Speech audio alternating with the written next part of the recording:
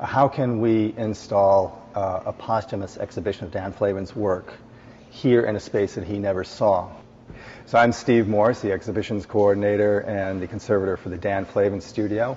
In this exhibition, we took two categories of works, which I'll speak about later, but we applied them to the space in a way that we know there had been a precedent before by the artist himself. To get back to the point of the two types of work, what you see behind me is a diagonal of fluorescent light, of blue and green fluorescent light, that Flavin conceived in 1984 and applied to a large room in the Leo Castelli Gallery in Soho, New York. Given a large room, the thought was that he might cram all sorts of light within the work, given that much space, when in fact, which was typical of Dan, he did the paradoxical and the opposite, and he used a very light touch with one thin diagonal. And this work we would call a site situational work. That is, the work is dictated really by the site that you apply it to.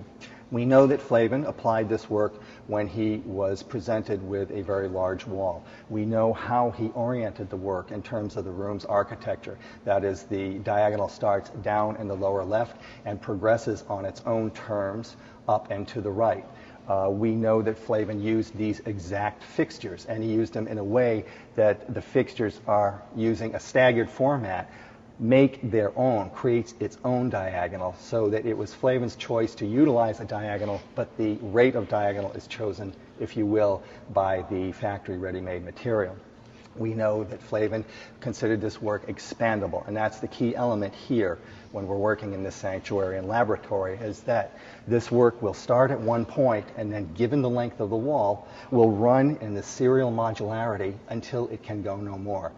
This is basically a nod back to the days of Brancusi, who created an artwork known as the Endless Column, a series of identical units that had to end at some point, but did imply infinitude. The end of this work is very significant. Much like at Leo Castelli Gallery, in fact, exactly like at Leo Castelli Gallery, there's a little bit of space at the very end. This space is important to this piece because it does imply infinitude, and it does imply that the work can go on if given a larger space, and it is also contractible. That is, given a smaller space, it can be shrunk back.